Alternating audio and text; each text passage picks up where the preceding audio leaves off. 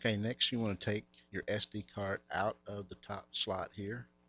There's your line in. Just, you don't have to unplug it. It's this little rubberized cap here. Just you take your thumb and push it back, opens up, and you push down with your index finger, and of course your SD card will pop out. Take it out, and we're going to put it in an adapter. So you take the SD card and just this is just a little adapter, USB adapter, so you can plug your card into it, and that way you can then plug it into your computer, the USB port, and open up a folder and view those files. So once you plug it in, it should open up a folder or give you an option to open a folder. Just open it in a folder, and here's the episode that I recorded. And so it's a WAV file. That's the way it's going to record on your Roland if you have it set up that way. It's best not to record an MP3 from the Roland. Record it to a WAV file, and then once it's you've got this window open, you want to take that. Actually, it's not going to be named your episode. What you want to do is rename it. It's going to have like R0015 or some kind of alphanumeric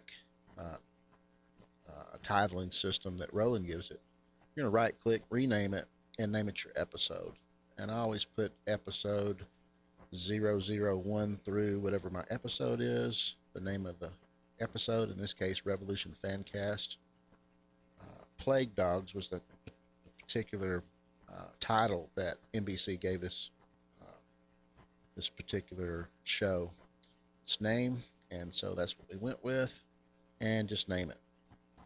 Next, you're just going to right click and drag it onto your desktop, and I've got a program that's copying it. It's a big file. This one's 1.2 gigs, so it's going to be a big file if it's a long episode. An hour recording, you're going to be looking at about a gig of space taken up. So once it moves it to your desktop, then you can start your post-production work.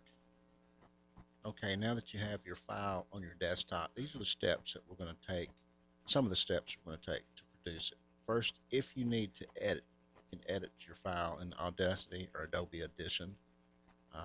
You know, apply I like to use a utility program called Levelator.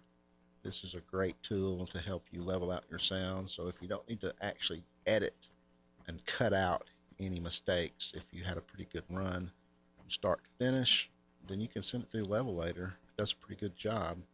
It's a free tool. I'll show you a little bit about it. You're going to drop your file into iTunes. In other words, if you have to open up iTunes and then drag your file into the music window.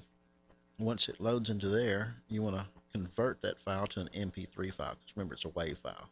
Once it's an MP3 converted file, then you're going to drag it back out to your desktop, and then we're going to add an ID3 tag, which is very important for iTunes to know where this, and your listeners can go to subscribe.